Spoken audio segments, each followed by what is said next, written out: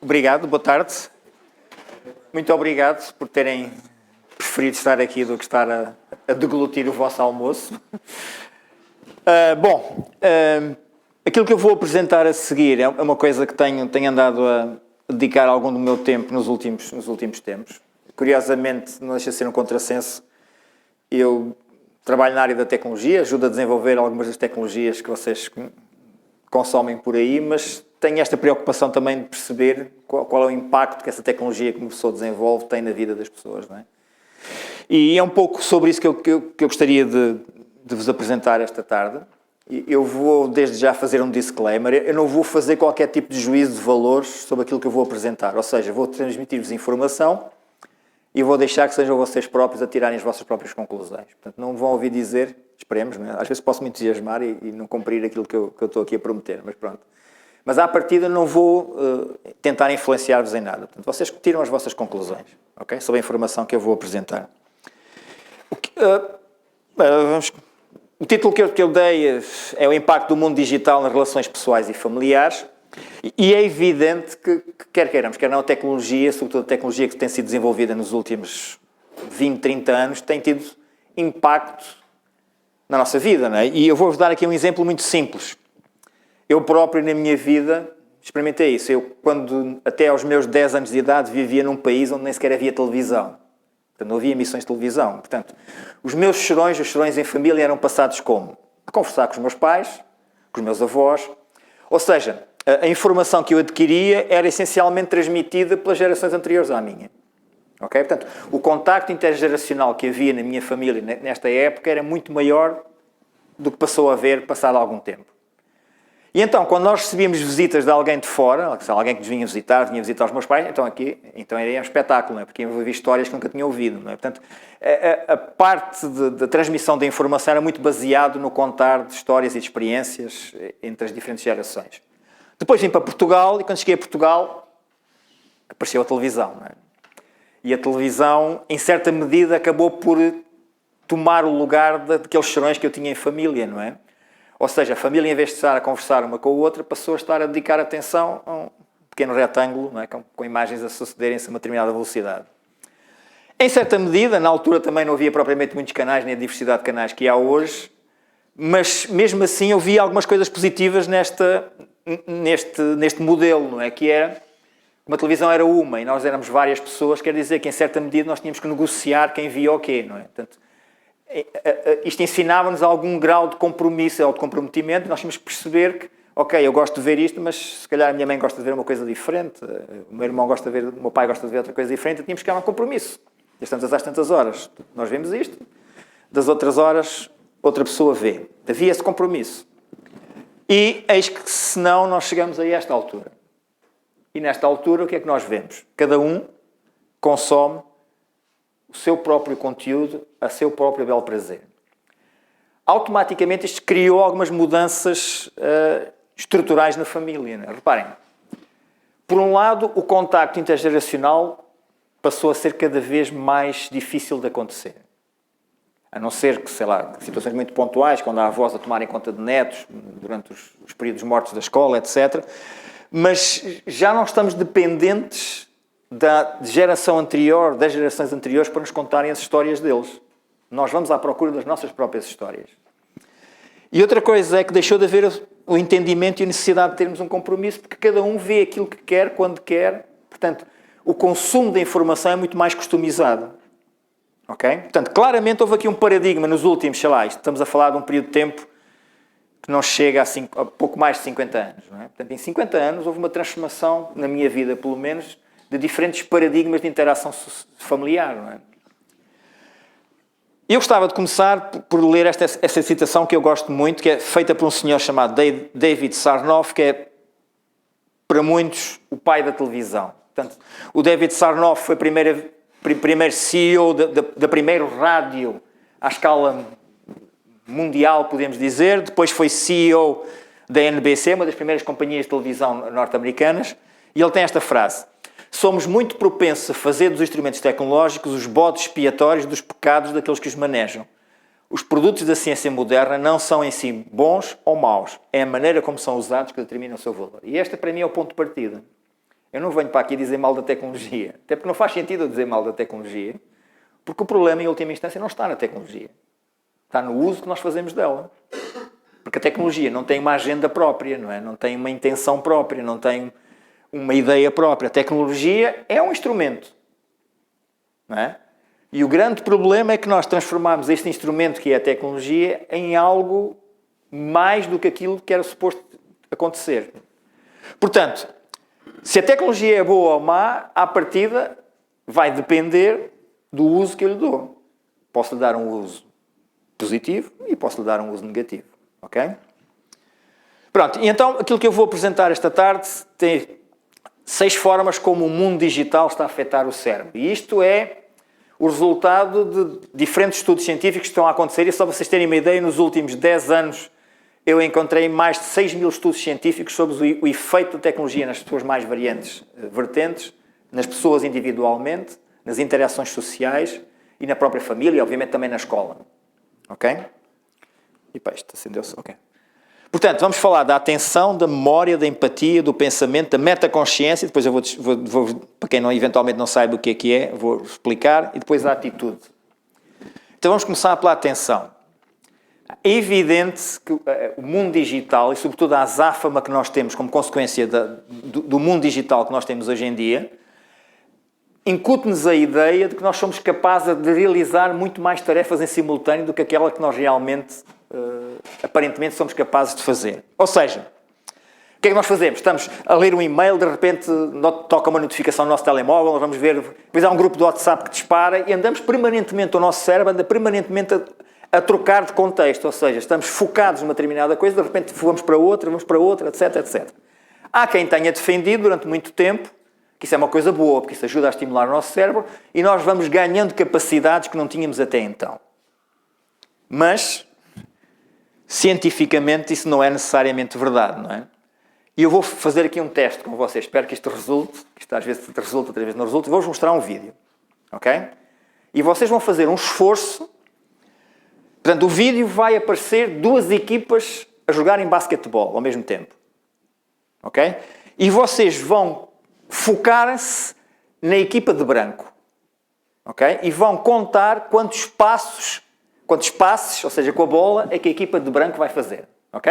Perceberam o desafio? Portanto, vai haver um vídeo, 2 equipas a jogarem basquetebol e vocês, a vossa tarefa é contarem quantos passes é que são feitos da equipa de branco. Ok? Está percebido? Vamos lá ver se isto funciona. This is a test of selective attention. Ok, pronto, isto é. Parece. Count how many times the players wearing white pass the basketball. Aquilo que eu acabei de explicar, sim.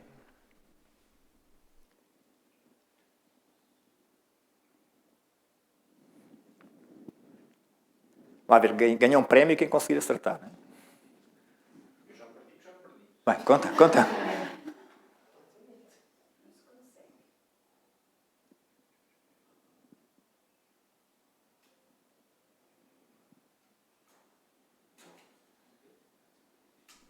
How many passes did you count?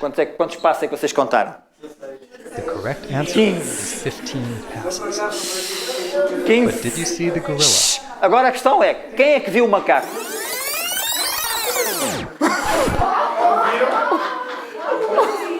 Quase só vi o macaco. Porquê?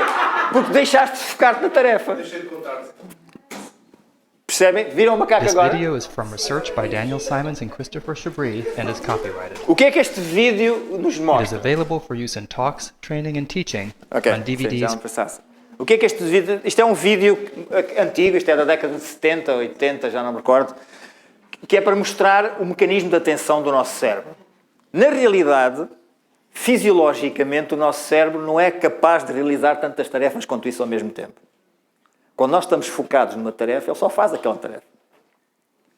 Aparentemente, nós somos capazes, obviamente, de trocar contexto e fazer outras coisas ao mesmo tempo, mas com perda de qualidade naquilo que estamos a fazer. Quer dizer que se eu estiver focado numa determinada tarefa e de repente começar a ser estimulado ao lado, com coisas que estão a acontecer ao mesmo tempo, eu vou deixar de ter qualidade na tarefa que estou a fazer, original. Ok? Portanto, Não é como nos tentam impingir que o nosso cérebro é capaz de ganhar novas capacidades hoje em dia, é capaz de fazer coisas... Não é. Fisiologicamente não é capaz. Uma coisa que o cérebro é capaz de fazer, e isso é uma coisa positiva, é a chamada a neuroplasticidade, que é a capacidade que o cérebro tem ao longo do nosso tempo de vida de se ir adaptando à nova realidade de aprendizagem que nós temos. É isso que nos faz aprender durante toda a nossa vida, não é? E há pessoas que têm 90 anos e estão a aprender coisas novas. Ou seja, as conexões neuronais, que no fundo são aquilo que nos definem como pessoas, estão a ser permanentemente alteradas em função dos estímulos que nós estamos a receber. Essa é a única capacidade que nós temos. Agora, aqui o que é importante reter é que, na realidade, o nosso cérebro, quando está focado numa tarefa, não consegue fazer mais nada com qualidade ao mesmo tempo. Não é? Vocês reparem que, obviamente, o PP viu o gorila porque ele perdeu-se, e eu sabia, quando ele disse, já me perdi, eu sabia que ele ia passar a ver o gorila. Porquê? Porque deixou de estar concentrado na tarefa e passou a ver o resto da imagem toda. E aí, obviamente, vê o gorila. E agora, se eu vos mostrasse o vídeo outra vez, vocês já não eram capazes de deixar de ver o gorila. Porquê? Porque o vosso cérebro já aprendeu, não vou enganar outra vez. Lá está, a neuroplasticidade. O nosso cérebro está automaticamente a aprender com aquilo. É mais ou menos como o chat GPT que eu falei esta manhã. Viscog Productions. Ora bem. Look. Ok. Atenção. Estudos relativamente recentes, não é? Este não é propriamente recente, é 2007, mas um neurocientista tem estudado muito este fenómeno, o Russ Poldrack, descobriu que aprender alguma coisa realizando várias tarefas em simultâneo pode fazer com que essa informação vá parar à parte errada do cérebro. Que teste é que eles fizeram? Puseram aqueles aparelhos de imagiologia médica para detectar que zonas do nosso cérebro é que estão a ser ativadas e mandaram as pessoas fazer determinadas tarefas. A um grupo de pessoas, essas pessoas só estavam focadas naquela tarefa. E um segundo grupo de pessoas deram-lhe exatamente a mesma tarefa, mas distraíram-nos com muita coisa. Com estímulos visuais, com estímulos auditivos, ok? Portanto, um grupo focado na tarefa apenas e outro grupo não focado na tarefa. E o que é que eles concluíram? Uma coisa bastante interessante. Descobriram que as pessoas têm mais dificuldade em aprender coisas novas quando os seus cérebros estão a ser distraídos por outras atividades. Portanto, o facto de nós estarmos... E eu hoje vejo muitos miúdos, não é? As minhas filhas fazem isso um pouco. Estão a ver qualquer coisa da escola, estão a ouvir música, ou estão a ver uma série. E às vezes conseguem estar a fazer 3 coisas ao mesmo tempo, que é ouvir a música, ver a série e estudar. Qual é a consequência prática disso? Normalmente, quando nós estamos focados na atividade, a informação é armazenada numa zona do cérebro que é o hipocampo, que é a zona do cérebro que é responsável pelo armazenamento de informação de longo prazo, mais duradoura. Ok? Quando nós estamos distraídos, ou seja, quando nós estamos a ver televisão e a estudar ao mesmo tempo, a ouvir música e a estudar ao mesmo tempo, essa informação, ou seja, as zonas do cérebro que são ativadas já não é o hipocampo, são outras zonas. E são zonas que são mais responsáveis por armazenar não informação, mas novos procedimentos, ou seja, novas skills, ou seja, novas capacidades que nós estamos a adquirir. Só que tem o reverso da medalha. Como nós estamos especializados no armazenamento de factos e ideias, a informação é armazenada de forma muito mais superficial e tem tendência a desaparecer mais rapidamente. Portanto, a médio e longo prazo, a capacidade de reter a informação é muito inferior. Ok? Pronto. Continuando.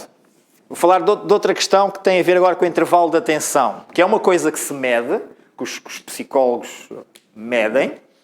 Basicamente, o intervalo de atenção, está ali a definição, é a quantidade de tempo concentrado numa tarefa que um sujeito consegue ter sem se distrair. Okay? Ou seja, estou focado numa tarefa, qual é a quantidade de tempo que eu consigo estar focado naquela tarefa sem desviar a minha atenção de alguma forma. E então, a Microsoft do Canadá fez um estudo para estudar precisamente qual é que é o intervalo de atenção médio. Então, estudou a população jovens adultos, portanto, ali entre as faixas dos 16 aos 25 anos. Ok? Obviamente, qual era o objetivo deles? O objetivo deles não é estudar meramente por causa do interesse científico do assunto. Eles estudaram este fenómeno por causa da publicidade.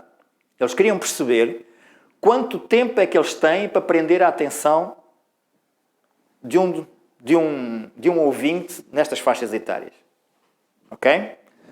A conclusão a que eles chegaram foi que o intervalo médio de atenção são 8 segundos. Quer dizer que se eles não se uma pessoa é confrontada com um estímulo, esse estímulo tem 8 segundos para convencer a pessoa a manter a atenção focada ali. Percebe a ideia?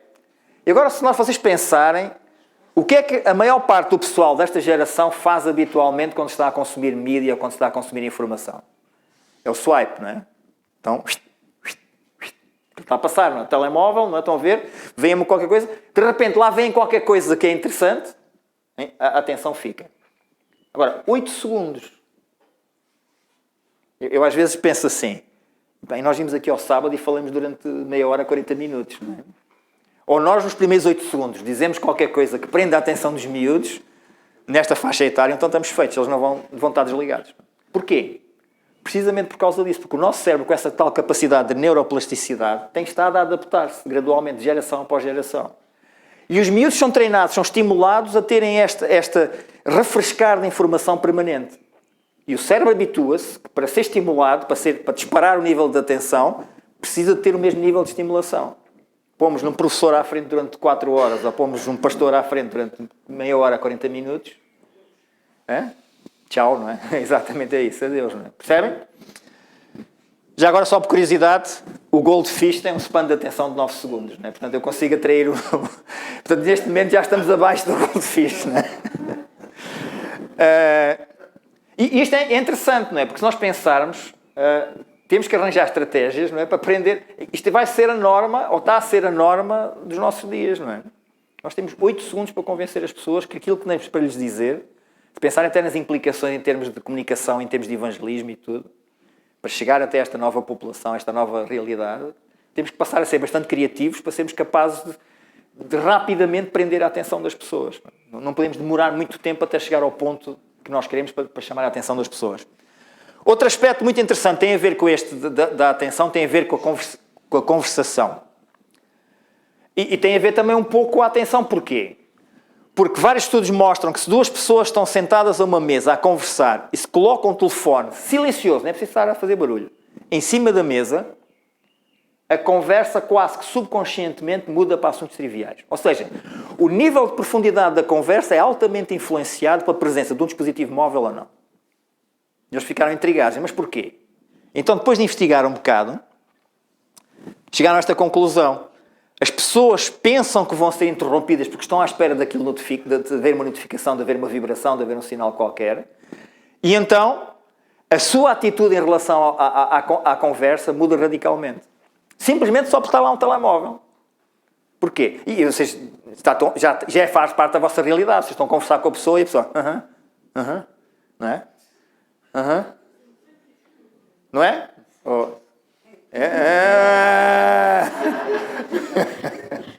Eva, tu não és assim de certeza. Não, tu não. Só os teus colegas. Mas percebem isto? Porquê? Porque o cérebro está a ser treinado de que a qualquer momento vai ser interrompido. Então, o cérebro, que é um órgão inteligente, que é o nosso órgão mais inteligente, pensa assim, porquê é que eu vou estar a dedicar energia e esforço a esta conversa quando eu sei que a muito breve trecho vou ser interrompido? Então, os próprios circuitos de pensamento e de raciocínio estão a ser cada vez mais simplificados e deixam de ser tão profundos. Um estudo, este mesmo estudo diz que 89% das pessoas inquiridas que fizeram parte do estudo disseram que na última interação social utilizaram o telemóvel, 82% dos inquiridos referiram que a interrupção perturbou a profundidade da conversa e estamos a falar de um universo de cerca de 3 mil pessoas que participaram neste estudo. Só por termos o telemóvel. E reparem, o telemóvel não tem que estar a vibrar, nem tem que estar a receber notificações. É só a presença do telemóvel. Outra coisa, fenómeno interessante que está a acontecer, que tem a ver com esta questão da conversação, é que cada vez mais, sobretudo nas gerações mais novas, na geração mais nova, as pessoas estão cada vez a ter tendência de gostar mais de interagir socialmente através de mensagens escritas do que através de conversa presencial, face a face. Esta frase vem de uma senhora que é o Shirley Turkley, que é uma psicóloga americana, que não sei se tenho aqui o... Não, por acaso acho que não tenho. slides. É uma psicóloga americana muito interessante, porque ela fez furor na final da década de 80, quando apareceram os computadores. Foi capa de uma das principais revistas de tecnologia, que é a revista Wired. E então ela foi capa dessa revista porquê? Porque ela, como psicóloga, dizia: a tecnologia é espetáculo, vai ser fantástico. Nós vamos, utilizando a tecnologia, vamos nos descobrir a nós próprios, vamos ser pessoas melhores através da tecnologia. Hoje, os livros que ela escreve dizem precisamente o oposto. Diz ela: a tecnologia, obviamente, não tem culpa disso. Nós, como seres humanos, deixamos dominar-nos por ela. E então, uma das coisas que ela apresenta é esta, não é? É que as pessoas não têm o mesmo gosto em conversar presencialmente do que através de mensagens escritas. E uma das razões que ela aponta é interessante. É quando nós estamos a falar presencialmente, não há delete. Ou seja, aquilo que eu digo, a outra pessoa ouve e às vezes eu posso dizer asneiras. Não é? Quando eu estou a conversar através de mensagens escritas, eu escrevo e depois chego a falar: não, delete, corrijo. Ok? E então, sobretudo para pessoas que tenham alguns problemas de autoestima e não se sintam tão confiantes na interação social, é muito mais fácil utilizar mensagens escritas do que utilizarem a comunicação normal. Porquê? Porque têm mais controle sobre sobre aquilo que estão a comunicar. Ok? Silêncio. Também tem a ver com o mecanismo de atenção. O silêncio é ou não é uma coisa que incomoda hoje em dia? Não incomoda? Eu incomodo. Eu entro no carro e quando o rádio do carro não está ligado, parece que está ali qualquer coisa estranha. Não é? Eu agora tenho treinado e tenho feito um esforço e agora já desligo o carro e já estou mesmo em silêncio. Não, desligo o carro não, desligo o rádio. Desligar o carro não, é má ideia. É isso, desligar o rádio. E porquê? Porque nós somos bombardeados com tantos estímulos, vocês pensarem, tanta coisa que está a acontecer à nossa volta em cada momento. E nós próprios, é mensagens, é o telemóvel. Ter silêncio hoje em dia é difícil de acontecer. No trabalho é uma azáfama de um lado para o outro. Mesmo, reparem, imaginem, um cenário típico, não é? Alguém que chega, trabalhou de forma exaustiva durante o dia, chega à casa, então a primeira coisa que faz, o que é? É procurar o silêncio. Não, é ligar a televisão e levar com mais estímulos pela frente. Ou seja, o cérebro habitua-se a ter um nível de estimulação elevadíssimo. E isto é especialmente crítico nas crianças. Quando vejo pais que dão, por exemplo, um tablet para as mãos de uma criança aí com 2, 3 anos de idade, isso é um crime. Porquê? Não é o conteúdo em si, até pode ser os coisas bíblicas, não é? As histórias bíblicas, não é o conteúdo que está aqui em causa. É o suceder dos estímulos. Aquela criança vai se habituar que a realidade, o normal, o seu normal, é as imagens estarem a passar a um ritmo acelerado. E vocês não sei se têm essa ideia, sobretudo os mais novos, é difícil ter essa percepção, mas eu tenho. Aqui há uns tempos atrás, eu encontrei na FNAC, há uns 2, 3 anos, encontrei na FNAC uma coleção de DVDs do Espaço 1999. Vocês alguma vez... A minha geração, se calhar, sabe o que é isso. Era uma série de ficção científica que eu adorava aquilo, quando era miúdo. Eu vi aquilo e disse assim: uau, espetáculo, vou comprar isto para rever esta série. Esqueçam. Eu pus o primeiro DVD e parece que as pessoas andavam em câmera lenta. Não é? Eu sei que era passada na Lua, mas mesmo assim... Porquê? Porque a mesma linguagem cinematográfica que é utilizada era completamente diferente. O ritmo do movimento das personagens, mesmo a sequência de troca de planos, era muito mais lento. E o que é que aconteceu? Foi a série que envelheceu ou fui eu que o meu cérebro habituou-se a ser estimulado a uma velocidade superior e agora quando olho para trás já não sou capaz de reagir àquela realidade?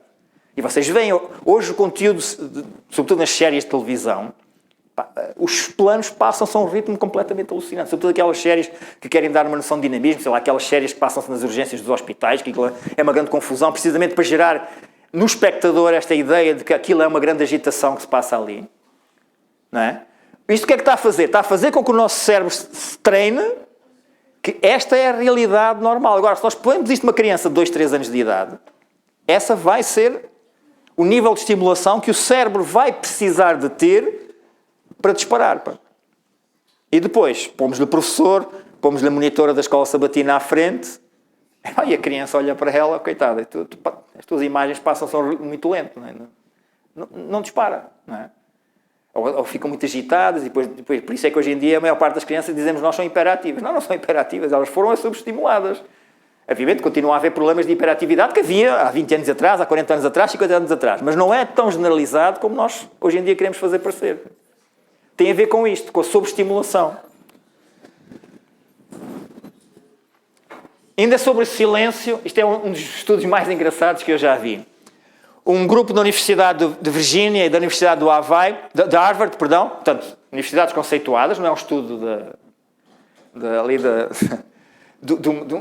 de uma universidade qualquer, portanto, das melhores universidades deste mundo, né? Realizaram um conjunto de 11 experiências. Portanto, foi uma série de experiências consecutivas.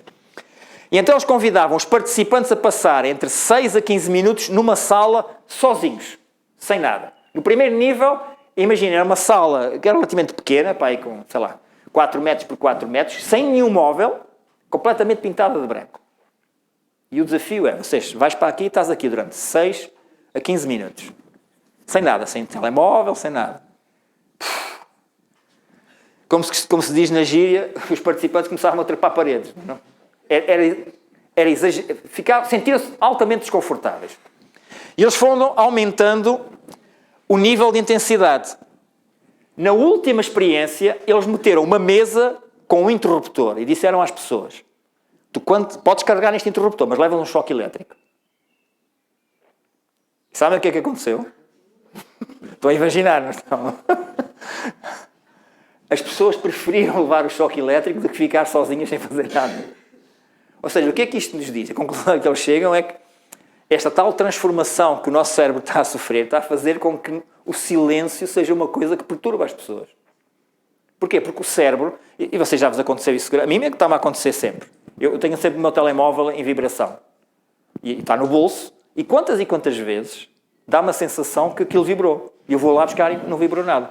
É o meu cérebro a dizer, epá, há muito tempo que estás sem estímulos, portanto deixa-me inventar aqui uns estímulos por ti. É isto mesmo que está a acontecer. Ok? Afinal, não estou doido.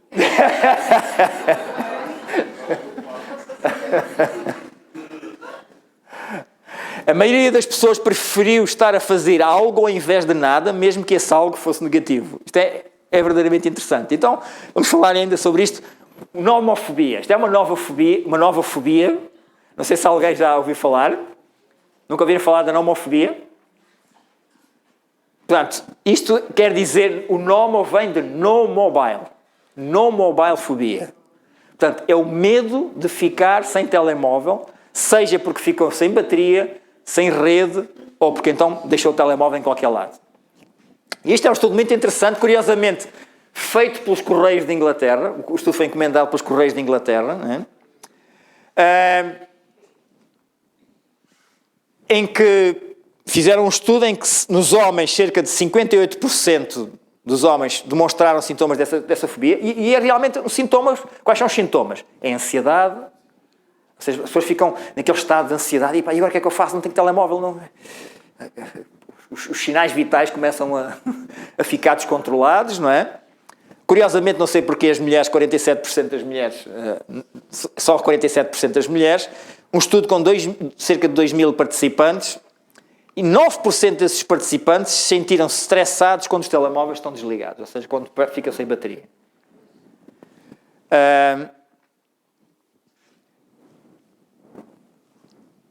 Portanto, o estudo comparou os níveis de stress induzidos por este tipo de fobia com os provocados, por exemplo, com as idas ao dentista. Porque eles tinham, pois, uma escala onde pediam às pessoas para comparar o nível de ansiedade que estavam a sofrer com outros tipos de ansiedades. E a maior parte das pessoas escolheu a ansiedade de ir ao dentista. Não é? Portanto, ficar sem telemóvel é quase ao nível de ter que ir ao dentista. Não é? Pronto, e vamos ao segundo efeito que está a acontecer na questão no nosso cérebro, que tem a ver com memória. E esta aqui é mais ou menos evidente, não é? A nossa crescente dependência da internet e a facilidade que nós temos no acesso à informação fez com que, naturalmente, nós começássemos a compreender, o nosso cérebro começasse a compreender que não vale a pena memorizar a informação. Porquê? Porque é que eu hei de decorar informação se eu vou à internet e procuro informação e ela está lá? Ok? os investigadores do Departamento de Psicologia da Universidade da Califórnia descobriram aquilo que eles designaram de cognitive offload, ou seja, é a transferência de informação do nosso cérebro para o computador. Nós deixamos de armazenar a informação no nosso cérebro para transferir a informação que normalmente nós armazenaríamos no cérebro para o computador. Isto é verdade. Eu dou aulas há 30 anos e nota-se nos últimos 4, 5 anos, então, há uma diferença abismal. Eu hoje estou a dar uma aula, eu explico aos meus alunos, vamos fazer isto, tem este problema, este. Acabo de falar, ninguém ouviu o que eu disse. E a primeira coisa que fazem é ir ao YouTube ou ir ao Google procurar pelo problema a ver se conseguem resolver. E eu disse, mas que desperdício é este? Então eu acabei de vos dizer como é que fazem. E vocês estão agora a ir ao YouTube procurar aquilo que eu acabei de dizer. É isto, subconscientemente. Reparem, isto não é uma coisa consciente, não é o pessoal a dizer assim, ok, ele está a falar, mas eu vou ignorar porque não vale a pena. Não é isso. É subconscientemente. O cérebro já nem está a fazer um esforço para memorizar a informação. Porque sabe que a informação vai estar disponível a alguns. Agora, qual é o problema desta estratégia? E esta é que é a grande questão. O problema desta estratégia é que a internet não é editada, ou seja, a informação que está na internet, não há alguém ou alguma autoridade que garanta a autenticidade da informação que está na internet. Portanto, eu corro o risco de chegar à internet fazer uma pesquisa e a primeira coisa que me aparece não ser necessariamente uma coisa mais correta. Portanto, eu preciso, para navegar tranquilamente na internet, eu preciso ter algum espírito crítico para poder ajuizar se a informação que eu encontrei é adequada ou não é adequada. Agora, expliquem-me só uma coisa. Como é que eu consigo ganhar esse espírito crítico sem memória? Percebem o problema? E eu vejo isto com os meus alunos. Às vezes rio-me, não é? Porque eu vejo-os a ver vídeos no YouTube e eu penso, mas o que é que as pessoas estão a ver este vídeo? Isto está completamente ao lado, nem sequer tem a ver com o problema. Porquê? Porque eles não têm a capacidade de compreender que aquele vídeo que eles estão a ver não é o adequado para resolver aquele problema especificamente com os quais eles estão a ser confrontados. E isto é um problema. Eu às vezes converso com os meus alunos e digo assim, não há problema nenhum em vocês deixarem de memorizar. O problema não é o memorizar aqui.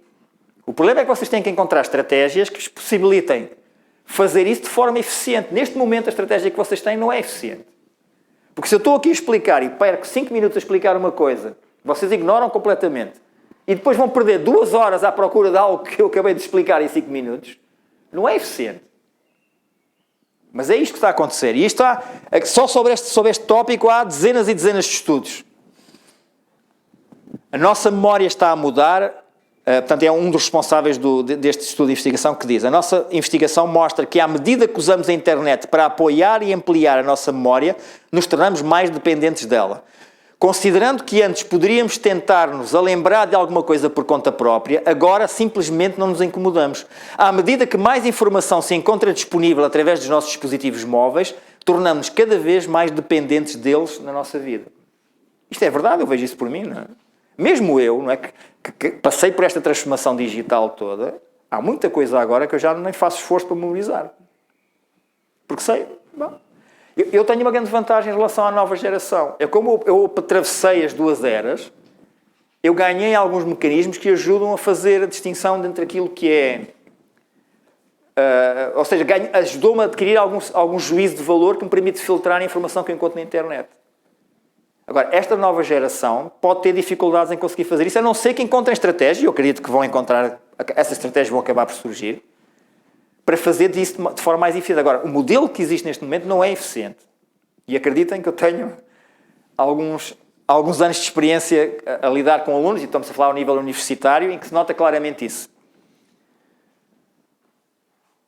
A questão é, importa se a memorização, se a informação não for memorizada? Um estudo da Universidade de Colômbia mostra que quando as pessoas sabem que poderão encontrar informações online com facilidade, é menos provável que se lembrem delas. O estudo é muito simples. Isto é um estudo que, basicamente, eles deram uma lista de palavras para 2 grupos de pessoas memorizar.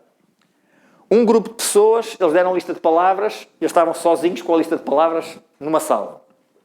A outro grupo de pessoas, eles deram uma lista de palavras e puseram um tablet em cima da mesa. E, curiosamente, o grupo de pessoas que tinham o tablet em cima da mesa memorizou muito menos informação do que o primeiro. Simplesmente só porque estava lá o tablet. Ou seja, só com a sugestão de que eu posso recorrer àquele dispositivo para ir buscar informação, já foi suficiente para que o cérebro pudesse fazer este offload de informação e dizer, não vale a pena estás a fazer isso, não é? Existem formas de especialização que requerem a posse de grandes quantidades de conhecimento. A capacidade de usar essa informação de forma rápida e flexível é improvável de ser obtida quando armazenada externamente. Este é o problema do memory offload, não é? Estou a imaginar, vocês vão a um cirurgião cardiotorácico, não é? Estão a fazer a consulta e dizem assim, temos que fazer uma operação, há aqui um problema com a sua válvula mitral, né? Portanto tem que fazer uma operação aqui ao coração. Só um momento, deixem-me só ver aqui, abre o Google, ora, válvula mitral, procedimentos, estão a ver?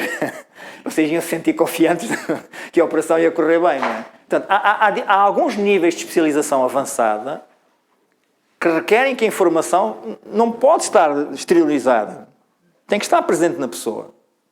Portanto, se para a maior parte das pessoas este mecanismo pode resultar, há de haver um grupo específico de pessoas que têm que necessariamente continuar a confiar na sua memória. Não é?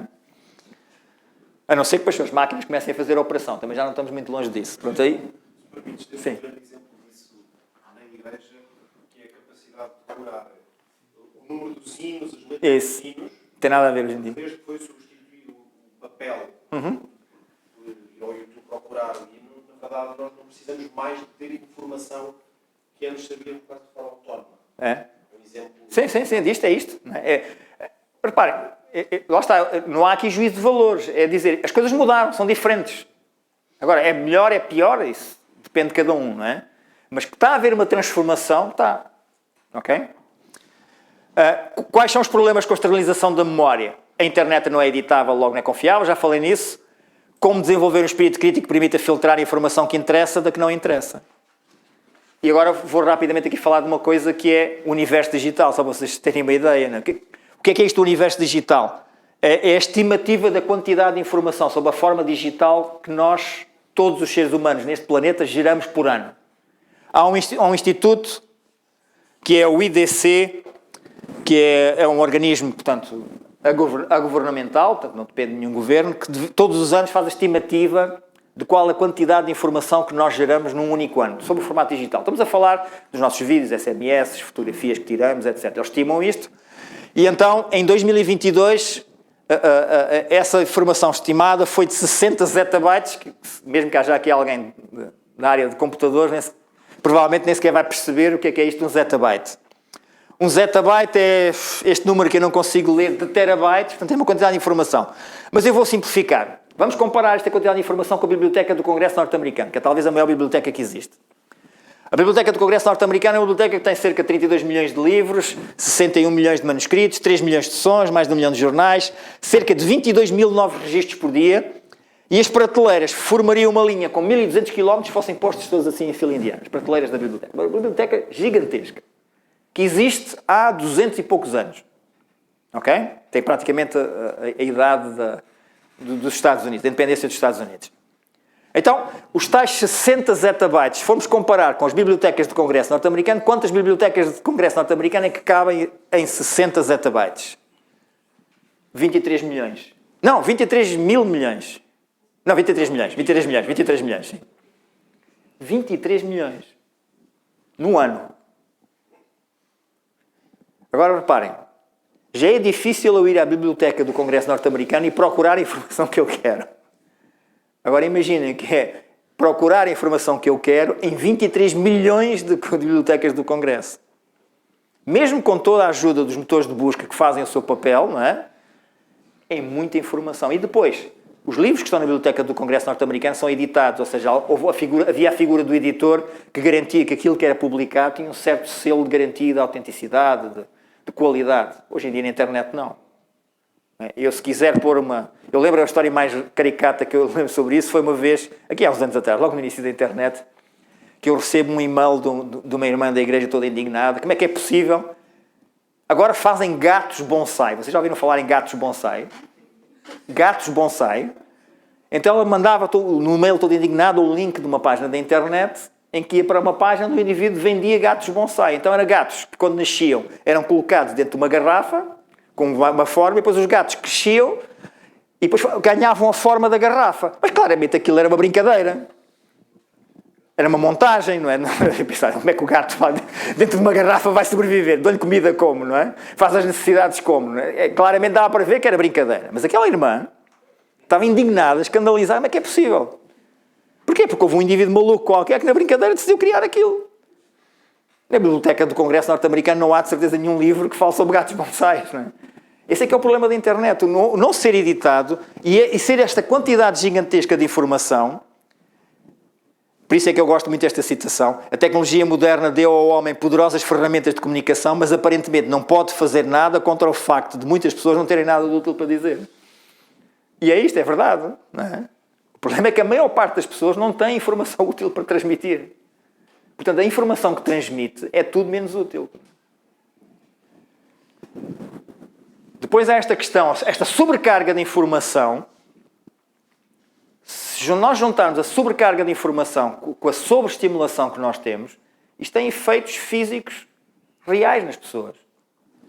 Reparem, todos aqueles que têm atividade profissional, em qualquer uma das atividades profissionais, nós hoje em dia, para nos mantermos atualizados na nossa área de trabalho, temos que ler, temos que estar sempre atualizados. Há uma pressão gigantesca em estarmos sempre permanentemente em cima do acontecimento. Portanto, temos que consumir muita informação. Depois temos o multitasking, não é? Projetos a acontecerem, e-mails têm que ser respondidos. Há uma pressão permanente em todos nós, na maior parte dos casos. Não é? Isto faz com que os nossos neurónios fiquem sobrecarregados com dados, números, prazos, metas a serem cumpridos, projetos a serem completados, ou simplesmente detalhes inúteis e toda esta informação desnecessária pode acabar destruindo-nos. Porque é aquilo que eu vos dizia, não? Nós temos uma atividade profissional exigente, chegamos a casa, o que é que nós vamos fazer? Swipe, não é? Mais informação inútil. Vamos consumir mais, sei lá, uma série, 2 séries, 3 séries, aquilo que houver, não é? Portanto, nem sequer damos espaço ao nosso cérebro de ter momentos de tranquilidade e de silêncio que ele precisa para se autocontrolar. Então, os estudos dizem que, consequentemente, o cérebro estressado e sobrecarregado está sob alto risco de demência e outros distúrbios neurodegenerativos, doenças de Parkinson, Alzheimer, e tem havido um aumento grande nesta área, não é? Sobretudo doenças do foro mental. Tudo isto deve ser feito com moderação, assim como a absorção do conhecimento. Mesmo a absorção do conhecimento, nós devemos ter algum cuidado com... Já lá dizia a Ellen White, no início do século... Não, no final do século XIX, início do século XX. Há lá um livro em que ela fala do sanatório de Battle Creek, em que ela desaconselhava um médico que organizava torneios de xadrez com os pacientes do sanatório de Battle Creek, era um sanatório de recuperação. E então ela... Eu sei disto porque eu gostava de jogar xadrez, até que um dia na igreja me disseram que jogar xadrez era uma coisa do diabo, não é? E a primeira pesquisa que eu fiz quando apanhei um CD de Ellen White foi chess, não é? Na altura ainda era inglês, então fui descobrir porque é que ela falava do xadrez. Então a única citação que ela tem sobre xadrez é neste contexto. O que é que este médico fazia? As pessoas iam para lá recuperar, e o que é que ele fazia? Organizava torneios de xadrez, claramente, altamente desaconselhado, não é? Mas curiosamente, nesta passagem que ela fala do xadrez, ela diz... Portanto, é altamente desaconselhada qualquer atividade intelectual para estas pessoas, inclusive a leitura da Bíblia e o estudo da Bíblia. Mas, curiosamente, as pessoas esqueceram-se de leitura e estudo da Bíblia e só falavam mal de xadrez, não é? Mas pronto, mas só para dizer isto, nós temos que encontrar, se não queremos deixar que a tecnologia perturbe a nossa saúde, temos que aprender a controlar a absorção de informação. E se eu já tenho uma atividade intelectualmente muito intensa durante o dia, então eu não devia, durante os meus tempos de lazer, continuar a ter essa atividade intelectualmente muito intensa. Caso contrário, podemos afetar gravemente o nosso bem-estar mental, físico, das seguintes maneiras. Reparem, isto não sou eu que estou a dizer, isto são estudos científicos, não é? Aumento de pressão arterial, baixo humor ou falta de energia. Não vos sou familiar. Olhem para os vossos colegas de emprego e vejam lá se isto não... Nós, felizmente, temos a igreja e nós dizemos mal da igreja, mas às vezes a igreja, em certa medida, acaba por ser um escape a tudo isto. Um desempenho cognitivo diminuído que acaba por afetar a nossa capacidade de decisão, dificuldades de concentração, problemas de visão, diminuição de produtividade, forte compulsão para verificar e-mails, apps, mensagens de voz. Isto a mim acontece mais vezes, não é? Apanho um momento ali de 10 segundos em que não tenho nada para ocupar o meu cérebro e a primeira tentação que eu faço é fazer F5 na caixa de correio a ver se chegou alguma mensagem entretanto. Porque o meu cérebro já se habituou àquela azáfama toda, não é? Insónias ou sonhos vívidos, cansaço, todos estes sintomas resultam só da sobrecarga de informação. E agora o que é que deve ser feito? E agora, eu quando vi este estudo, eu ri-me, e vocês vão se rir também quando virem. Quais são as recomendações que eles fazem? Filtrar as informações, selecionar as fontes, definir limites, priorizar as atividades, escolha as suas conversas, saiba dizer que não. Faça a coisa certa. Os especialistas sugerem que devemos reenergizar os nossos neurónios e aumentar a sua resistência fazendo 4 coisas muito simples. Exercício físico, sono, hidratação e atividade ao ar livre. Faltam lá os outros 4. Estão a ver? Mas, e agora estão a chegar a esta conclusão. Falta a alimentação, confiança em Deus, não é? Temperança, lugar puro. Que está ali, em certa medida, na atividade ao ar livre, não é? Que junta as duas, não é? O ar livre pode ser uma cidade poluída. Eu vejo muita gente a correr. Sim, ainda na cidade poluída. Ao lado da estrada, não é? Respirar aqui profundamente. Curiosamente, chegaram à conclusão que Ellen White já tinha chegado, mais uma vez, no final do século XIX e início do século XX, não é? Passa algum tempo sozinho. Isto é importante. Todos os estudos que eu lia falavam sobre isso. Passar tempo sozinho. E nós pensamos, passar tempo sozinho, isso é uma coisa... Não, mas é importante. Porque se nós não tivermos momentos em que possamos estar sozinhos a pensar connosco próprios, a fazer... Lá está, dar margem para o nosso cérebro se descansar e reativar e reenergizar, é complicado, não é? E isto é uma coisa que, sobretudo, a nova geração tem muita dificuldade. Corrijam quem está aqui mais novo, que é esta questão de ficar sozinho. Que é mais uma preocupação do que propriamente uma coisa positiva que pode ser encarada de forma positiva. Não é? Mas não há mal nenhum. Obviamente não é ficar sozinho sempre, não é? Mas arranjar momentos e espaços no nosso cotidiano em que nós estamos simplesmente sozinhos. E, aliás, nós teoricamente faremos isto, não é? Estamos sozinhos com Deus, não é? Nos nossos momentos devocionais deviam ser esse, não é? Era um momento por excelência que nós poderíamos utilizar para reorganizarmos as nossas ideias e a nossa estrutura mental. Isto é uma frase que também gosto bastante. O que a informação consome é a atenção dos seus destinatários. Assim, uma riqueza de informação cria uma pobreza de atenção. E isto é verdade.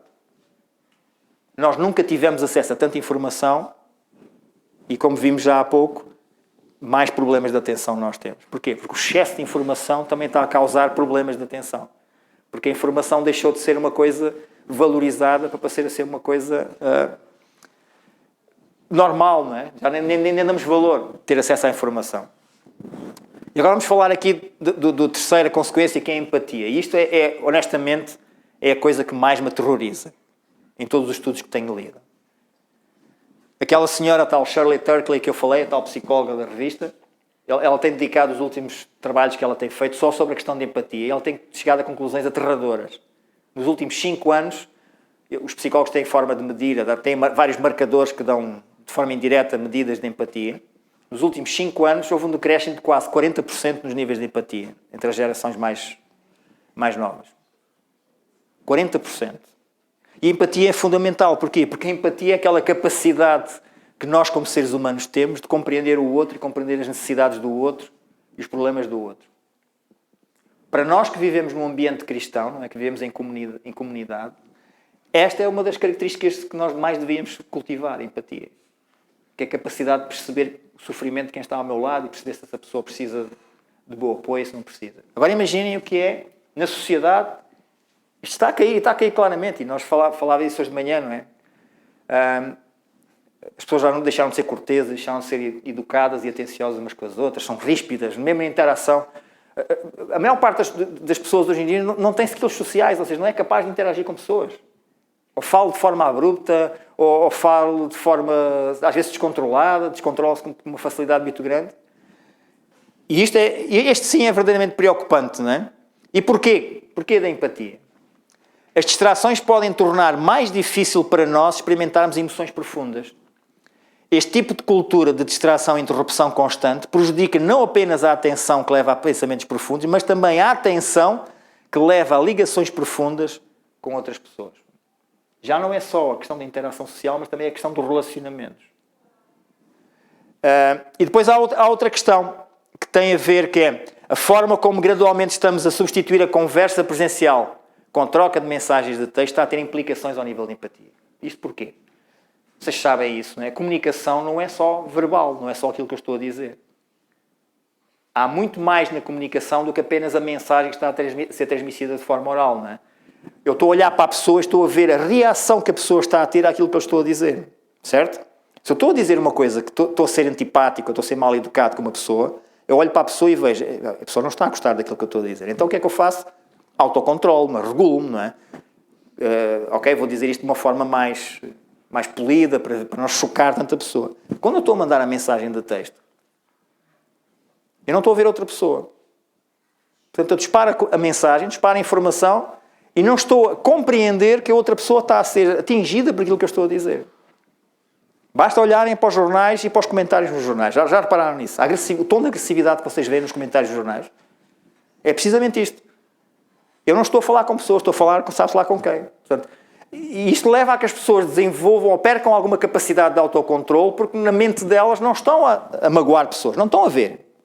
O exemplo que esta senhora, que a Shirley Turkle apresenta no livro dela, é o seguinte. Imaginem um filho que faz uma asneira da grossa com a mãe, por exemplo. Ok? E agora a mãe fala com ele e diz, filho, não devias ter feito isto, fizeste mal. E o miúdo até reconhece que não devia ter feito o que disse. E agora há dois cenários. Primeiro, ele agarra no grupo do WhatsApp da família e escreve assim à mãe, mãe, desculpa. E o segundo cenário é ele, cara a cara com a mãe, pedir-lhe desculpa. Aonde é que a empatia se revela mais facilmente? É no cara a cara. Porque ele está a pedir desculpa à mãe e pela reação da mãe está a compreender que aquilo que ele fez realmente teve impacto forte na mãe. Se ele manda apenas a mensagem escrita, não está a ter essa compreensão. Ele até pode pensar que, pronto, a consciência está tranquila, está o problema resolvido, mas não compreendeu que aquilo que ele fez à mãe é uma coisa que afetou gravemente a sua mãe. Percebem a ideia? E esta substituição da comunicação oral pela comunicação escrita está a este efeito de nós deixarmos de ver as pessoas do outro lado, deixarmos de perceber que estamos a interagir com pessoas.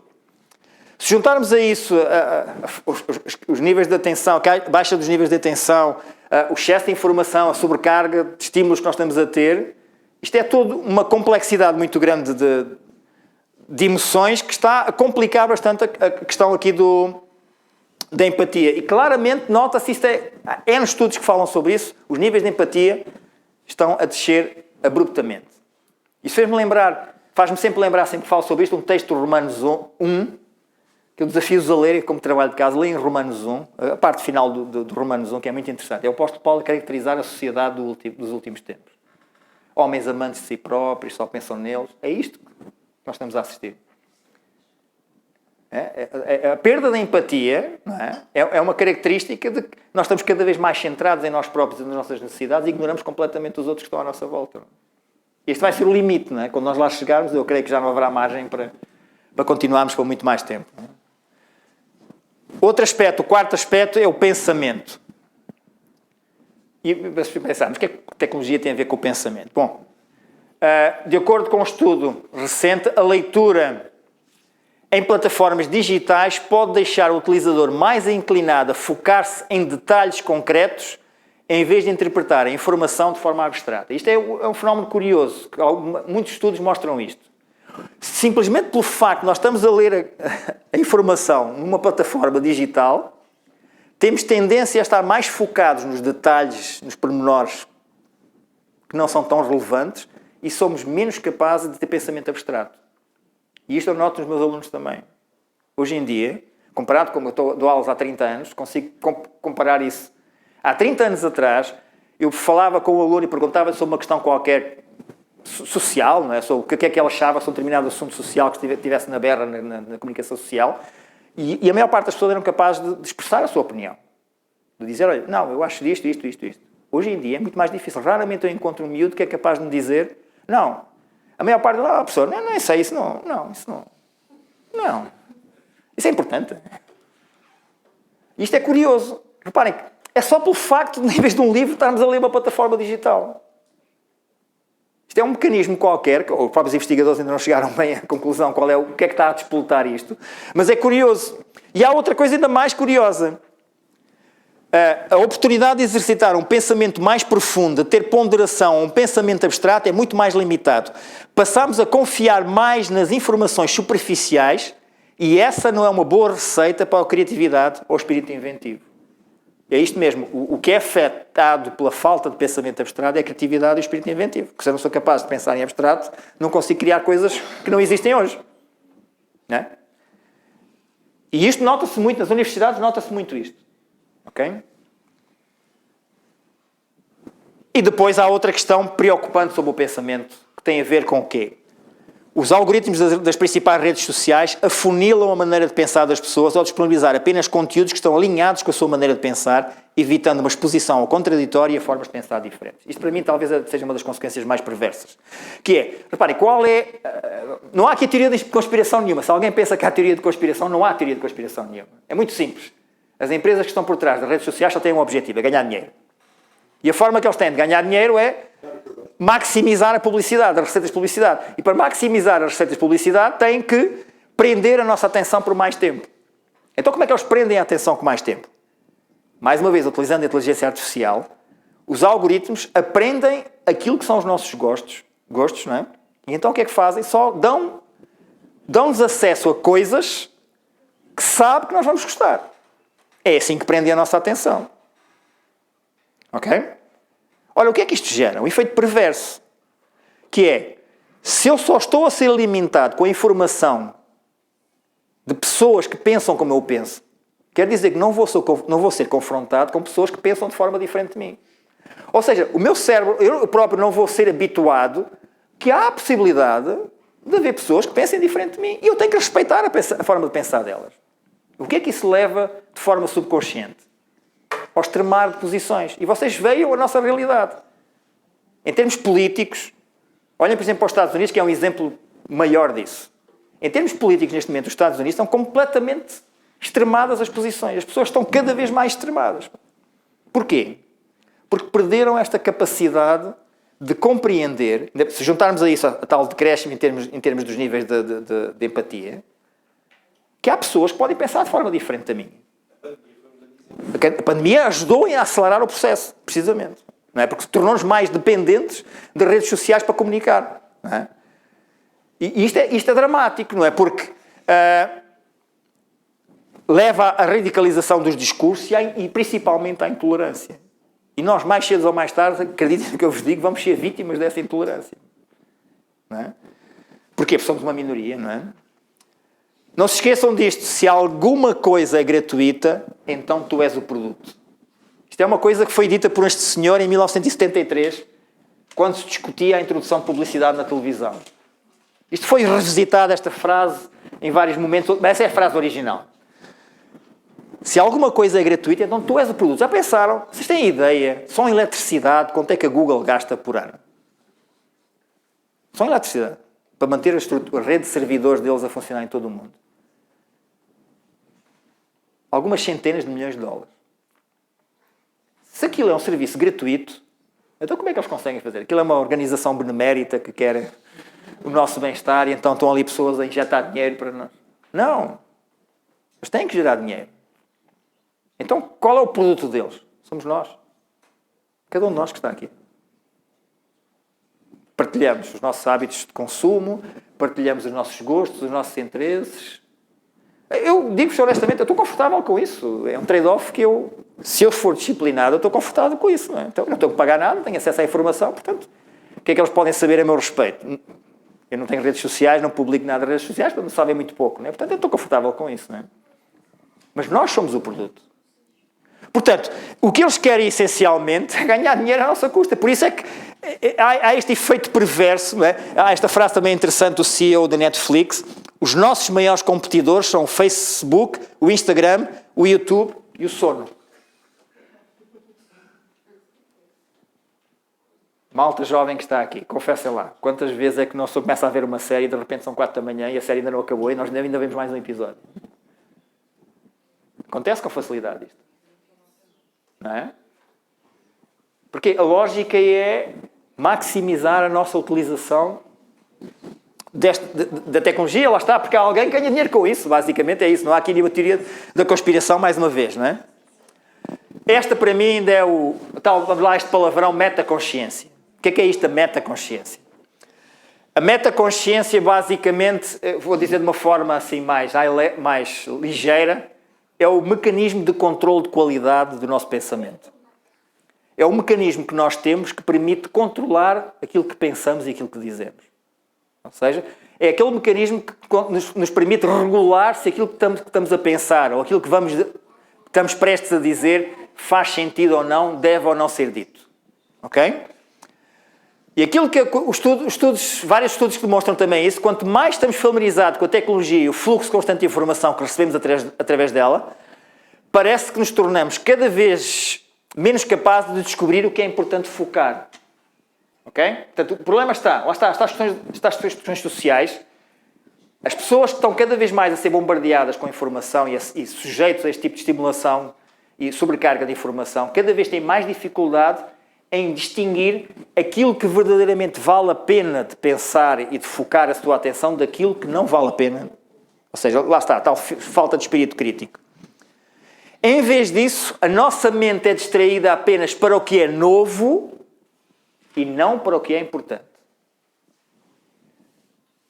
O que é novo pode até ser completamente desprovido de importância, mas a parte do cérebro que lida com isso pode pregar-nos uma partida e levar-nos a pensar que é significativo.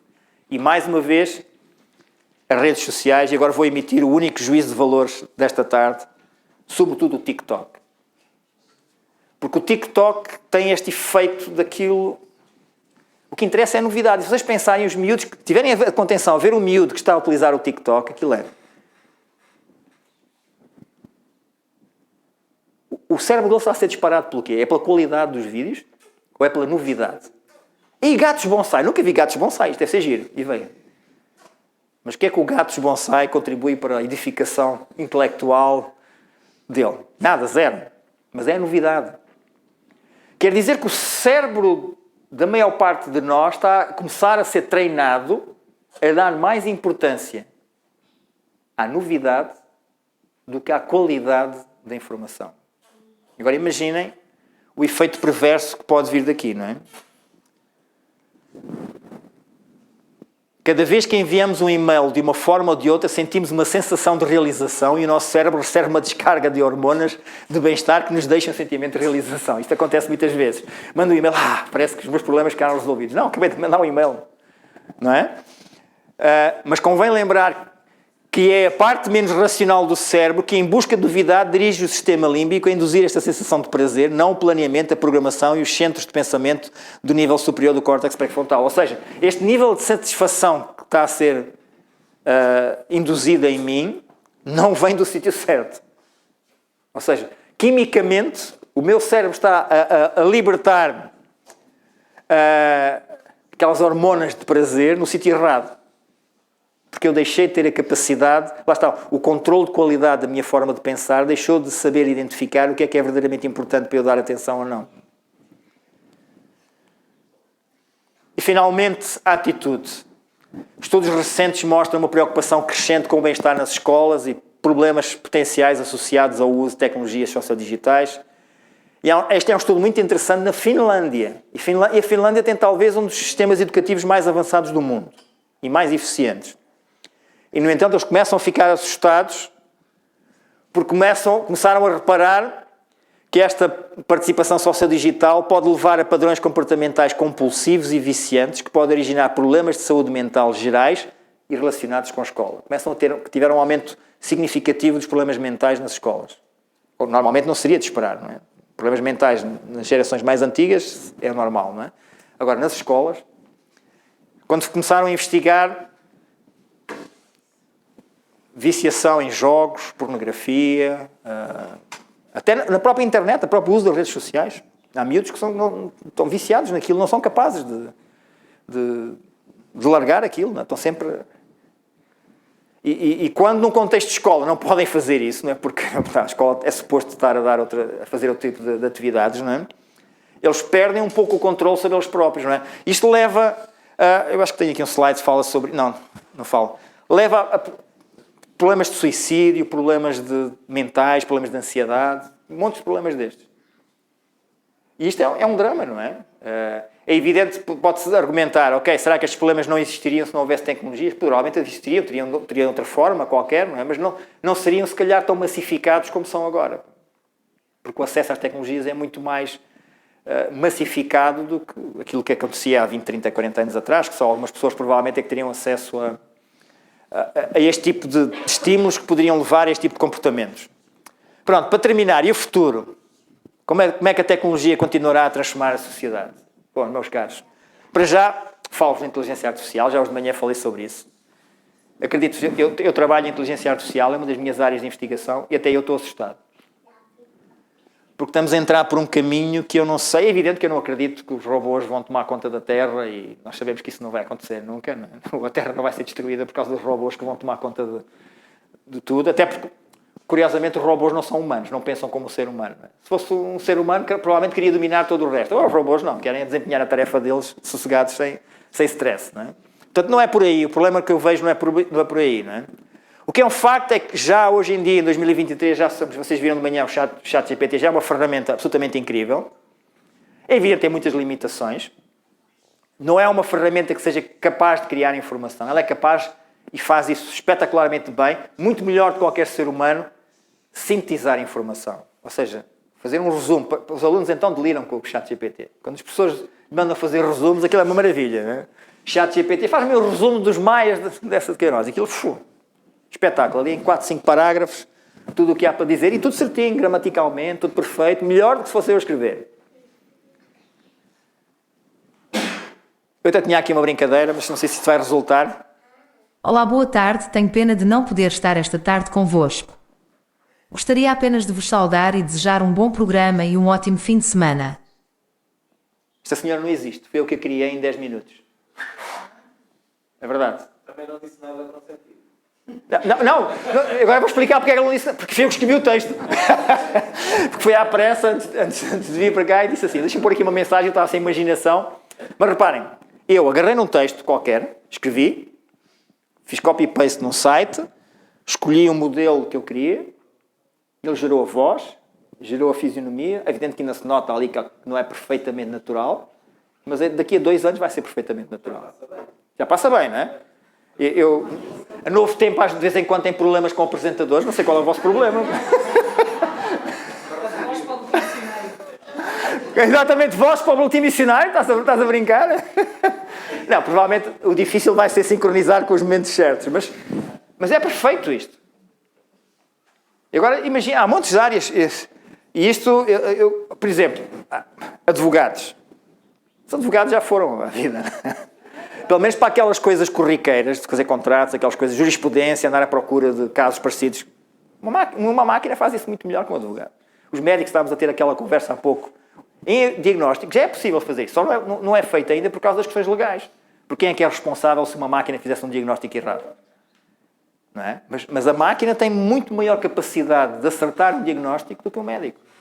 Porque é normal, porque o ser humano tem experiência de vida muito mais limitada que uma máquina que é capaz... Nenhum de nós era capaz de ler a internet toda como o ChatGPT leu. Pois não, era impossível. Não tínhamos horas de sono suficientes para fazer isso. A máquina consegue fazer isso. Portanto, isto vai ter implicações que é difícil de antever, não é? O ChatGPT vai cada vez... Quando falo ChatGPT, falo em coisas que vão vir a seguir. Há coisas que vão arrebentar nos próximos meses, anos, que já são superiores ao ChatGPT. Porque isto agora é uma guerra de... Reparem, não sei se vocês têm ideia, mas a Microsoft, foi a Microsoft que comprou o ChatGPT, ou a IBM, já não... Foi a IBM, A não é? Microsoft tem uma ferramenta de inteligência. Não, foi a IBM. Foi a IBM, não foi? Não, Microsoft. Foi a Microsoft, não é? Pois é a ideia que eu tinha. Já não é 30%. Sim. Mas quanto é que eles investiram? Joel, se lembras-te? É? Olha, 10 mil. 10 milhões? Não, 10 mil milhões. Sim, também. Agora pensem assim. Mas esta gente está maluca. Então que empresa é que vai dar 10 mil milhões por uma coisa que é grátis? O potencial desta tecnologia é absolutamente incrível. Isto é uma tecnologia que está ao nível da internet, ao nível dos computadores, em termos de transformação. Portanto, eu não consigo antecipar. Há uma coisa que me preocupa. Deixa eu ver o que é que eu tenho aqui. Leiam a frase comigo. Não vejo a redenção de Cristo limitada aos seres humanos. É a redenção de toda a criação, até mesmo da inteligência artificial. Se a inteligência artificial for autónoma, devemos incentivá-la a participar dos propósitos redentores de Cristo no mundo. É uma frase de Christopher Benek, pastor associado da Igreja Presbiteriana de Providence, Flórida, Estados Unidos. Já pensaram nas implicações morais desta frase? Pensei que ele também não estava a pensar, a dizer.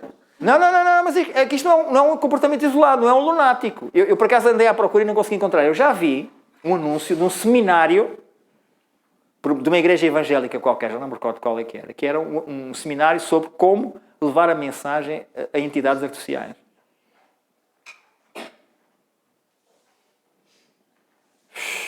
E eu penso assim, eu normalmente sou um bocado retraído em fazer juízos de valor, não é? Mas pensei assim, caramba, nunca tinha pensado nisso. Será que nós agora dizemos que nas nossas sociedades missionárias, nunca pensaste nisso no evangelismo? Como dar estudos bíblicos, não é? Isto é sucesso, como dar estudos bíblicos ao chat GPT. Mas já pensaram nas implicações morais e até espirituais deste tipo de coisas? Quer dizer que isto vai ter um impacto tão grande na nossa sociedade que vai gerar ainda mais confusão do que aquela que já existe normalmente. Mas pode ser replicativa de um bom estudo. Pode ser capaz de... Sim. Mas há outra coisa que honestamente não sei se eu tenho aqui a frase. Quais são as minhas preocupações pessoais? Isto vale o que vale, é a minha preocupação pessoal só. Não é nenhum estudo científico, não é nada. É a minha preocupação pessoal. O offload de informação. Reparem nas implicações do offload de informação para nós que somos crentes. Lembra-te. Uma das palavras que mais encontramos na Bíblia. A memória é fundamental para o nosso relacionamento com Deus. Se nós não tivermos memória, pelo menos das experiências que passamos com Deus, como é que nós podemos desenvolver uma relação com Deus? Já pensaram nisso? Como é que vai ser o cristão daqui a 10 anos? É evidente, eu acredito, eu estou a levantar os problemas, mas acredito que Deus tem as soluções. Eu só tenho os problemas. Estão a perceber? Para mim é mais fácil. Eu tenho os problemas. Deus há de ter as soluções. Mas é aquilo que eu antecipo que vai começar e em certa medida está a começar a acontecer. Vocês passem uma lição a uma classe de adolescentes, juvenis, primários, e vejam e comparem com aquilo que acontecia há alguns anos atrás. É evidente que eles estão focados em outras coisas que também se calhar são mais importantes, não sei. É difícil fazer juízo de valores porque é difícil comparar gerações diferentes. Mas pelo menos, no mínimo, isso diz-me que nós, como igreja, temos que encontrar estratégias alternativas para chegar a esses miúdos. Não pode ser os métodos que nós utilizámos há 20 anos atrás. Não pode. Para já, porque eles não vão estar com a atenção suficiente para nos ouvir. Não é? Como vimos há pouco, estão noutra onda. Não é? Mas temos que encontrar estratégias. Não podemos deixá-los entregues à sua sorte. Não é? Redes sociais. Obviamente, preocupação com a quebra dos níveis de empatia, o extremar de posições. É uma coisa que nos devia preocupar. E, honestamente, eu acho que nós devíamos dar o exemplo como cristãos. Mas, infelizmente, aquilo que eu vejo, por um ou outro que alguém me mostra, é precisamente o oposto. Nós somos aqueles que estamos mais de extremar posições do que de conciliar posições. E nós temos que perceber que há pessoas que têm o direito de ter uma opinião diferente da nossa. Nem Deus força ninguém a aceitá-lo. E nós queremos forçar, extremando as nossas posições, ainda para mais, a maior parte das vezes, extremando posições que nem sequer equilibradas são, nem sequer, se calhar... Bom, não vou dizer, ok. Vocês já pensaram o que eu quero dizer, não é? Isto é uma preocupação, porque é isto, reparem, nós estamos a chegar a uma altura em que as pessoas vão conhecer-nos não por quem somos face a face, mas pela nossa presença nas redes sociais. E isto preocupa-me, não é? Porque que imagem é que nós deixamos passar? Que imagem é que nós deixamos... Que imagem é que nós expomos nas redes sociais às outras pessoas? Sobrecarga de informação, falta de espaço para ouvir Deus. Isto é outra área que preocupa. Com esta sobrecarga de informação, onde é que nós vamos encontrar um momento onde nós podemos encontrar o silêncio, onde Deus normalmente gosta de se revelar? Deus quer o exclusivo da nossa atenção. É evidente que Deus às vezes tem que recorrer a formas inventivas de chegar até nós, porque nós não lhe damos alternativas. Mas o ideal de Deus é que nós dedicássemos atenção exclusiva a Ele. E isto é cada vez mais difícil de conseguir hoje em dia. Inteligência artificial. Para mim, isto é a minha última preocupação, tenho pensado muito sobre isto nos últimos tempos, que é colocarmos a nossa capacidade de decisão em risco. Reparem, eu costumo apresentar isto, até aos meus alunos costumo dizer isto, não é? Nós começámos por digitalizar a informação. Primeiro, a informação foi digitalizada. Depois, digitalizámos os negócios. Depois, digitalizámos os relacionamentos, com o aparecimento das redes sociais. Depois, digitalizámos as emoções, ainda com as redes sociais e com os gostos. Hoje em dia há pessoas que não têm o coraçãozinho lá a piscar, entram em depressão. Estamos a digitalizar as emoções. E sabem qual é o risco que eu prevejo que vai acontecer? É digitalizarmos a decisão também. É abdicarmos da nossa capacidade de decisão para termos uma máquina ou alguém a decidir por nós próprios. Em certa medida já fazemos isso.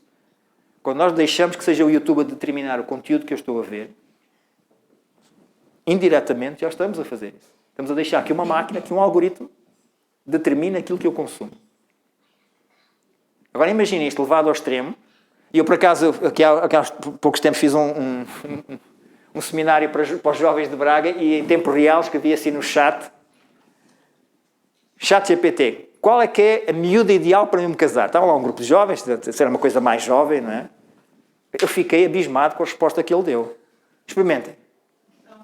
É que nem ela no White, como é que é, na mensagem aos jovens, escreveu uma coisa tão lúcida quanto o chat GPT. Dá conselhos válidos. A primeira coisa que tens que fazer é procurar pessoas equilibradas, que tenham o mesmo pensamento alinhado com a maneira que você com tu, tenham projetos pensados para o futuro semelhantes aos teus, para maximizar a probabilidade. E eu estava a ver aquilo e disse, uau! O que é que vai acontecer daqui a uns tempos? Ninguém se vai casar. Não! Está-se a rir, mas sabe que no Japão estão a ter problemas com isso? Estão a ter problemas com isso? No Japão, neste momento, um dos principais problemas que eles identificaram com os jovens é que ninguém quer casar com ninguém. Tem em causa a reprodução da raça japonesa. Não querem compromisso. Até o governo tenta dar incentivos para as pessoas casarem. Qualquer dia, antes havia os incentivos para as pessoas terem filhos. Agora é as pessoas casarem-se. Né? Você casa, tens um incentivo. Mas pensem nisto, nessa questão da decisão. Os miúdos, em vez de procurarem um pastor, procurarem um líder com quem tenham alguma confiança para ouvirem a sua opinião sobre um determinado assunto, até por uma questão de não se sentirem então invadidos na sua privacidade, vão consultar o ChatGPT. É a coisa mais natural, é o que vai acontecer normalmente. E por enquanto, o ChatGPT não tem nenhum bias, ou seja, não tem nenhum enviesamento. Portanto, a informação que ele dá, até a esmagadora maioria das vezes, é pertinente. Mas já começam a surgir casos de pessoas que processam o ChatGPT porque alguém se suicidou, por qualquer coisa que o ChatGPT recomendou, coisas assim desse género. Já começam a ver histórias assim dessas. Não é? E porquê que para mim isto é grave? Porque, reparem, o que é que nos fez trazer aqui? O que é que nos faz andar aqui nesta terra tal como nós a temos hoje em dia? Foi Deus respeitar a nossa liberdade de opção. Não foi? Deus prezou tanto a nossa liberdade de decisão e tanto a nossa liberdade de opção que correu um risco gravíssimo de pôr o futuro do universo em risco para que nós, seres humanos e outros seres criados por esse universo fora, tivessem esta liberdade de decidirem por eles próprios. E nós agora, seres humanos, corremos o risco de desprezar completamente essa liberdade dada por Deus.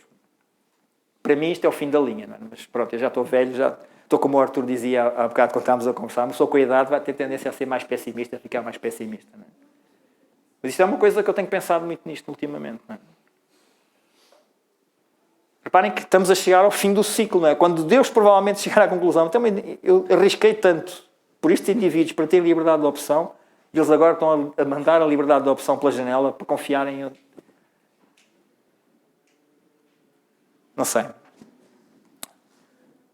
Algumas propostas. Eu vou terminar. Eu sei que se calhar já me estendi. A minha mulher já está a fazer sinais assim, uns olhares assim meio enviesados.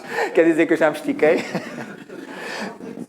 Já passaram 8 segundos. E bom, o que é espantoso é que vocês têm-se aguentado. Já passaram bem mais de 8 segundos, não é? Portanto é bom, não é? Somos da geração antiga. Não, mesmo a geração mais nova eu tenho que estar a reparar, está tudo com atenção. Mesmo quem...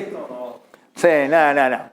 Eu encontrei, e isto é uma coisa que eu até tenho para falar com o Tiago Alves, que eu acho este documento uma coisa absolutamente incrível, que é, o título do documento é 60 maneiras como ter uma relação mais saudável com os seus ecrãs.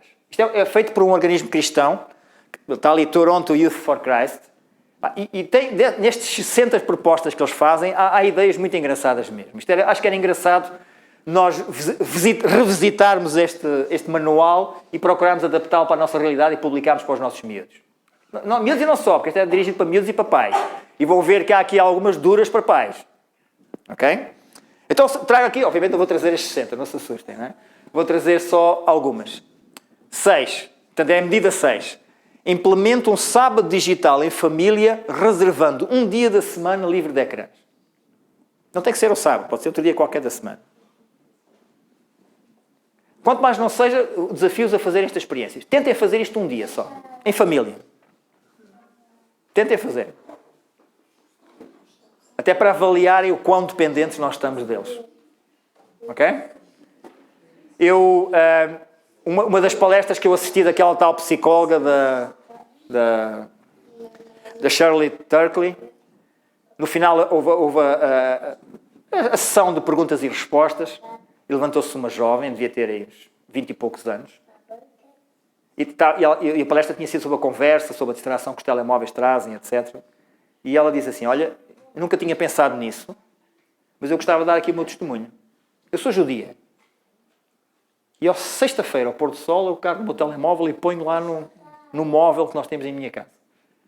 E só vou buscar o telemóvel no sábado ao pôr do sol. Eu nunca tinha pensado nisso, mas achava que aquele dia era mais produtivo do que os outros dias. E eu estava a ouvir esta miúda a fazer este discurso, estava a pensar assim, e que vergonha que eu sinto. Às vezes estou na tribuna e a receber mensagens por WhatsApp dos anúncios que eu vou ter que fazer a seguir. Como é que eu estou concentrado na mensagem que está a ser pregada? Não estou, não é? Já vimos que não estou. Portanto, eu se calhar devia fazer a mesma coisa. E não devia ser por causa do exemplo dela. Já devia ter tido eu própria a iniciativa de fazer isso. Percebem? A seguir. Esta aqui eu acho que é genial. Dizime o seu tempo de ecrã para a construção da cidadania do reino, servindo a igreja, trabalhando em sua comunidade local. Qual é o racional aqui? Todos nós recebemos no final da semana um relatório com o tempo de ecrã que nós tivemos. Certo? No meu caso são, não vou dizer, X horas, pronto. Não, vou dizer, normalmente não tenho muito. Mas vamos imaginar para simplificar que são 10 horas. Okay? Durante a semana eu dediquei 10 horas, tive 10 horas agarrado ao meu ecrã.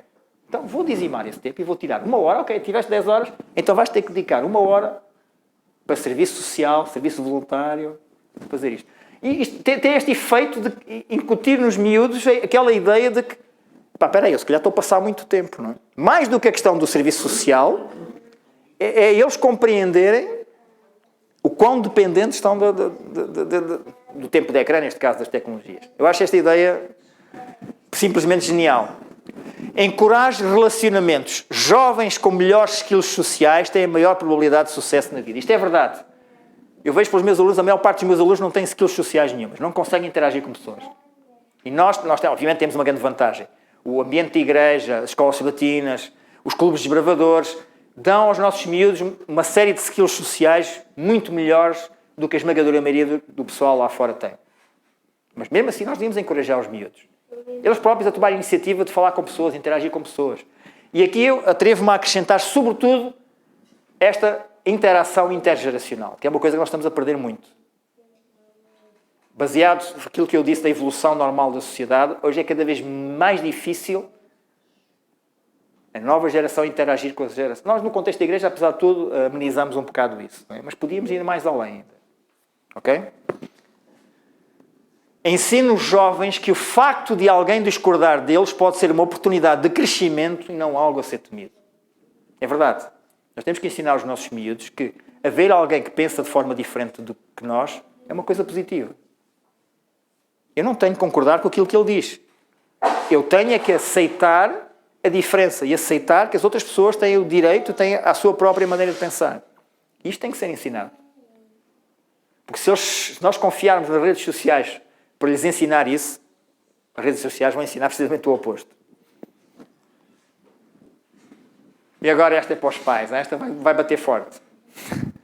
Dê atenção, abrace ou converse com os seus filhos pelo mesmo tempo que segura os seus dispositivos. Vejam lá qual é o vosso tempo de ecrã. E comparem com o tempo que vocês estão a dedicar aos vossos filhos. Aqui há uns tempos atrás ouvia um testemunho não, foi mais um desabafo de uma mãe a dizer, a queixar-se.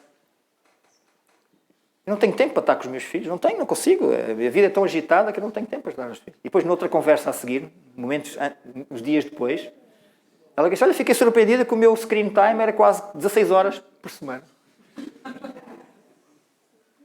Eu, obviamente, não disse nada, porque também não quis estar a... Mas eu pensei comigo, ok, não havia tempo para estar com os filhos, mas há 16 horas numa semana para estar a ver Facebook, Instagrams, etc. Não é? Quer dizer, tem a ver com as nossas prioridades, não é? E isto é uma boa iniciativa, não é? Paritária, não é? Vamos tentar dedicar aos nossos filhos tanto tempo quanto aqueles que passamos à frente de um ecrã. Pode ser um desafio, não é? Acreditem. Ensine os seus filhos a olhar as pessoas nos olhos quando falam com elas, observando a linguagem corporal e respondendo a perguntas quando são solicitados. Pode parecer ridículo isto. Porque naturalmente nós devíamos ser capazes de fazer isto. O problema é que esta nova geração está a perder esta capacidade. E nós temos que forçar, ensinar os nossos miúdos a explicar-lhes que é muito importante esta comunicação não verbal com as outras pessoas. E eu reparo isto, os meus alunos, quando estão a conversar comigo, raramente têm, como dizem os ingleses, eye contact, ou seja, contacto visual. Estão sempre a olhar para o chão, parece que têm uma dificuldade de me encarar. Isto é estranho, não é? Então, mas qual é o problema de encararmos uns aos outros? Epá, eu posso ser feio, mas também não custa nada, não é? Fazemos um esforço, não é? Mas é estranho isto. É estranho. E honestamente não consigo encontrar uma justificação, mas o que é um facto é que observo isto. E pronto, e termino com esta frase. Respondendo Jesus, disse-lhe, Marta, Marta, estás ansiosa e afadigada com muitas coisas, mas uma só é necessária. Maria escolheu a boa parte, a qual não lhe será tirada. Recordam-se daquela situação em que Jesus foi visitar Maria e Marta e Lázaro? Não é? E quando chegaram, uma grande azáfama, Marta estava preocupada com o quê? Dar as melhores condições a Jesus, não é? De pôr na mesa aquilo que havia de melhor para Jesus. E Maria ficou sossegadamente aos pés de Jesus a ouvi-lo falar. E, obviamente, Marta ficou chateada, ficou irritada e foi reclamar com Jesus, curiosamente, reclama com Jesus e não com Maria. Então tu deixas a Maria, em vez de me vir ajudar, estás aí aos teus pés, aí a ouvir-te só falar. Não é? E Jesus diz isso. E é mesmo isto. A tecnologia é um instrumento fantástico. A tecnologia permite-nos fazer coisas absolutamente incríveis. Mas nós não podemos deixar que a tecnologia deixe de ser um instrumento para passar a ser divertimento. E aquilo que eu observo hoje em dia é que a tecnologia é utilizada como divertimento e não como instrumento. E cabe-nos a nós tomar as decisões certas para fazer com que a tecnologia desempenhe o papel que ela é suposto desempenhar. Um instrumento útil, incrível, nós conseguimos fazer coisas absolutamente incríveis com a tecnologia, mas agora não podemos, em circunstância alguma, deixar que a tecnologia nos controle a nós, em vez de ser ao contrário. E pronto.